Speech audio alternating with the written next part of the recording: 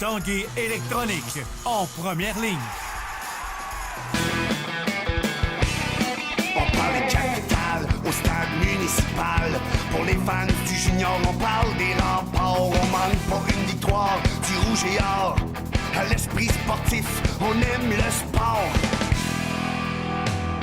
Salut et bienvenue à l'Esprit sportif. Aujourd'hui à l'émission, on vous parle de baseball. Le commissaire de la Ligue de baseball majeur, Bob Selig, a eu des propos très positifs par rapport à l'avenue d'une nouvelle franchise à Montréal. On a parlé à quelques experts baseball de passage à Québec dernièrement. On vous présente ça un peu plus tard dans l'émission. Tout d'abord, un peu de boxe. Pendant Expo Québec, au Pavillon de la jeunesse, aura lieu un gala de boxe amateur et professionnel. On a rencontré quelques pugilistes et les organisateurs de l'événement.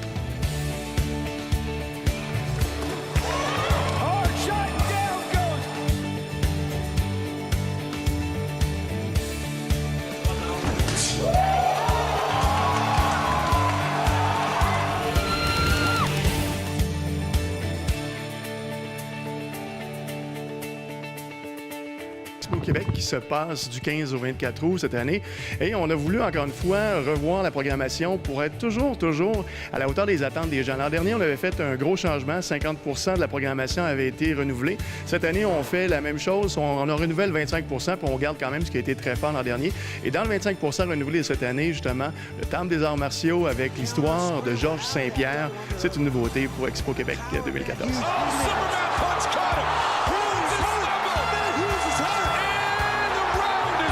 On va voir Georges Saint-Pierre, on a des gros événements, on a un spectacle haut en couleur, un peu digne d'un spectacle de cirque qui va comme thématique l'intimidation scolaire, un jeune qui subit une formation et puis qui réussit à travailler sur lui-même pour s'en sortir. C'est une grosse programmation des maîtres de karaté international, Stéphane Larouche. Bref, l'événement de boxe, c'est un des gros événements de la programmation.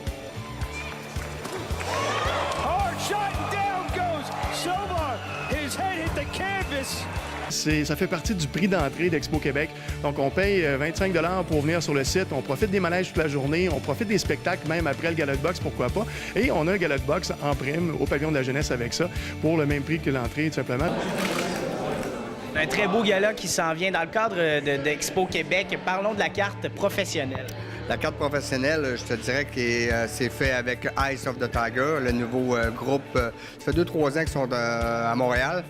Mais Camille et Stéphane, il est vraiment le propriétaire de Eyes of the Tiger, vraiment un gars qui donne la chance aux boxeurs québécois, puis les meilleurs boxeurs du Québec de virer professionnel. En fait, la finale de la soirée va être effectuée par Schiller Hippolyte contre l'Irlandais J.J. McDonough. C'est un duel de 10 rounds chez les 168 livres. En fait, c'est considéré comme les deux boxeurs les plus prometteurs dans leur catégorie. Donc, on est très excités de voir ce duel-là. En fait, J.J. McDonough il a été champion d'Irlande en 2012. C'est un gaucher qui est extrêmement coriace. Il a une très grande portée. Donc, on sait que c'est une combinaison qui est très complexe et très dangereuse pour les boxeurs. Puis, on espère qu'avec ce combat-là, il va pouvoir se classer dans le top 15 mondial. Ça serait demain, je me battrais. Je serais prêt demain à me battre.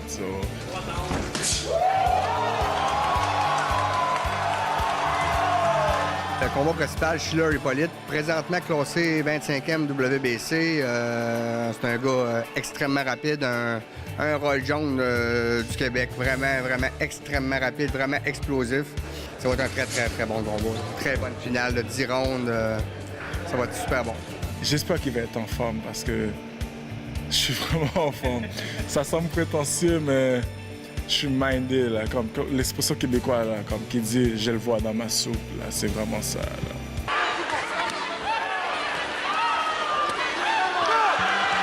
Mian Hussein, en fait, va faire la demi-finale. Il va affronter le Suisse Flavio Turelli.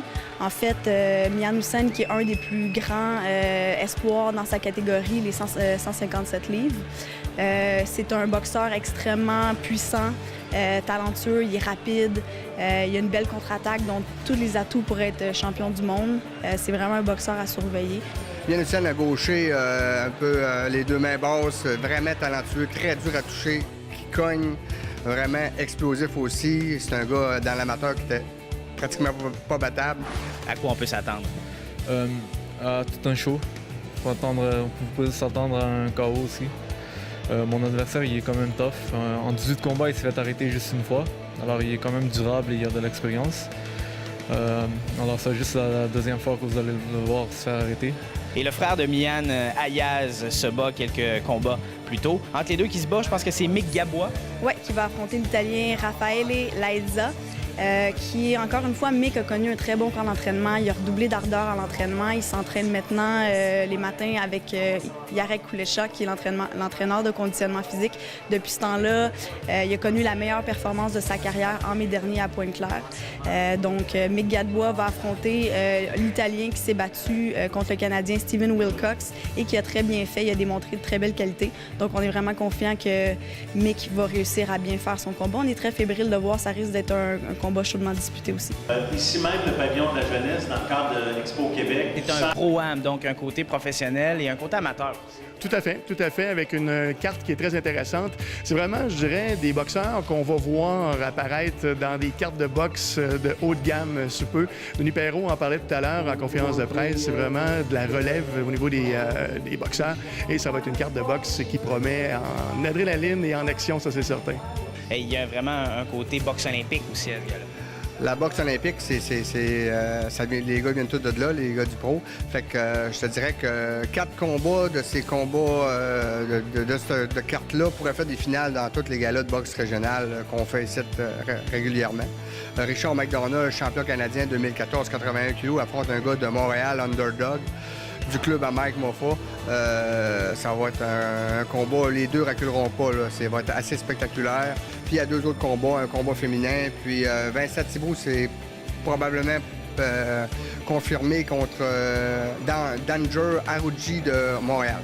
On invite vraiment la population au grand complet, on invite les amateurs de boxe et bien sûr les amateurs d'arts martiaux. Là. Tous les jeunes qui font des arts martiaux, que ce soit du karaté, du taekwondo ou n'importe quel type d'arts martiaux, bien, venez faire un tour à Expo Québec cette année avec le Temple des arts martiaux et bien sûr le gala de boxe qui se tiendra là, le 16 août prochain. Après la pause à l'Esprit sportif, à Québec, on parle souvent du retour des Nordiques. À Montréal, on parle souvent du retour des Expos. On revient dans 3 minutes 30.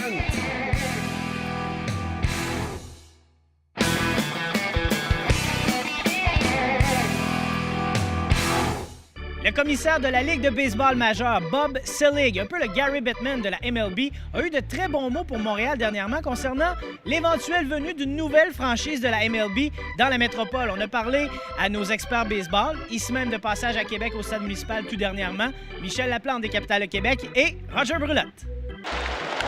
La balle est frappée en direction de champ gauche, en lieu sûr. Lancing contre le troisième et Philomov. Victoire des Expos, 14 à 13. David Chenier. Sur le premier tir, un double champ opposé. Quelle remontée des Expos. Dans le cas de Bud Selig, pour la première fois, de 100 maintenant de volonté du baseball majeur qui veulent que Montréal puisse avoir une équipe. Au moins, tu as une volonté. On avait toujours, mais là, c'est à 100 la volonté. C'est pas une façon aussi, peut-être, je dirais pas de bluffer, mais de se servir de Montréal pour mettre pression sur Oakland et Tampa. Mais Oakland, oublie ça. Oakland n'a aucune chance de venir à Montréal. Il faut être logique, là. Oakland, dans le cas d'Oakland... À l'Est de l'Américaine, ce serait pas dans le... Oui, mais ça, tu changes trop la Ligue. Faut que tu penses à quelque chose. Tu dis, mais là, on s'en va où, là? Tu vas changer tout le baseball majeur, central, Est et Ouest? Non, c'est pas logique. Ça n'est pas logique du tout. Chance to do big damage here. And Posey launches one. Deep left field. It is gone! Bien, c'est difficile à interpréter dans le sens est-ce qu'on utilise Montréal encore une fois pour mettre un peu de pression sur les équipes. Ce qui s'est passé à Tampa Bay, ce qui se passe à Oakland à un moment donné, je pense que l'image du baseball majeur, des fois, en souffre. Et puis, on se sert des fois de d'autres villes. Par contre, ce qui est arrivé au mois de mars à Montréal fait sûrement pas tard. Et des fois, ça aurait du sens. C'est juste que c'est un projet de 1 milliard qu'on vient toujours avec ça. Puis il faudrait quelqu'un qui a beaucoup de sous pour amener une franchise à Montréal. We've really, according to our trainers and team doctors...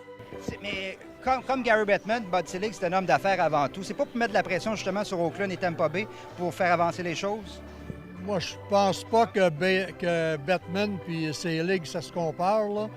Parce que Selig est pas mal plus calme que Bettman. Bettman, il s'en va le nez en l'air tout le temps. Moi, je crois pas à ça, là, mais Bud Selig, il s'en va au mois de janvier. Là. Il quitte le commissariat. Fait que je pense que c'est une bonne nouvelle. Puis moi, je suis pas sûr que ça ne reviendra pas. Là. Les investisseurs sont là, mais puis avec raison, ils ne veulent pas se manifester parce qu'ils ne veulent pas la pression de dire « Ah, vous êtes là ». Ils ne veulent pas ça. On attend tout simplement que le baseball majeur dise oui. Puis une fois que le baseball majeur va dire oui, on est prêt. C'est ça, puis on parle quand même de plusieurs années avant qu'un stade soit construit. Donc, si on veut aller vers l'urgence, c'est peut-être pas la priorité, à moins qu'on aille au stade olympique, mais on tombe probablement dans le même problème qu'il y a justement à Tampa Bay et à Oakland. Donc, ça demeure des propos intéressants. C'est flatteur aussi pour Montréal. Ça fait du bien qu'on parle de Montréal aux États-Unis de façon positive plutôt que de ce qui s'est passé dans les années, là, à la fin des années 90, début 2000. It's this one high and deep to right. Ryan back. This ball is gone. Je pense aussi que ce qui a fait du bien, c'est que les Québécois sont partis voir du baseball à Boston encore plus, à New York dans les dernières années. On a vu ce qui s'est passé au Minnesota avec le match des étoiles. Ça a fonctionné ici. Donc, partout où on a mis un stade qui avait de l'allure un peu, qu'on a éliminé ces stades-là des années 70 qui étaient tous en béton, bien, ça a tout pogné. Pourquoi ça ne pognerait pas à Montréal? Donc, je pense qu'on réalise ça un peu partout maintenant. Écoutez, l'année passée, à ce temps-ci, je disais c'est 50-50, mais là, je suis rendu dans 90-95 %. Là, avec cette nouvelle-là, je sais que Tampa Bay, ils sont dans le trouble, Oakland est dans le trouble, ils ont besoin de stade, les comtés ne veulent pas construire de stade. Alors, c'est une possibilité, puis c'est deux bonnes équipes. Alors, ça pourrait arriver comme ça. Dans le temps, tu vois ça dans 5, 10, 15 ans, le retour? Oh, moi, je dis dans 3-4 ans. Je pense que dans 3-4 ans, ça va arriver là. On va essayer ce que Tampa va faire présentement.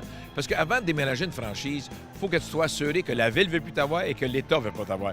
Et quand les gens parlent de Montréal est parti parce qu'on n'a jamais eu de gens qui ont voulu s'impliquer lorsqu'ils sont partis en 2004. Alors, c'est ça qu'il faut attendre. Dernière question, qui revient en premier? Les Expos à Montréal ou les Nordiques à Québec? Ça va être beau, 2 équipes de la Floride au Québec. Et c'est déjà tout pour l'Esprit sportif. Demain à l'émission, on vous parle du Vélérium qui débute officiellement jeudi au Mont-Sainte-Anne. Je m'appelle Jonathan Fournier. À demain, ciao!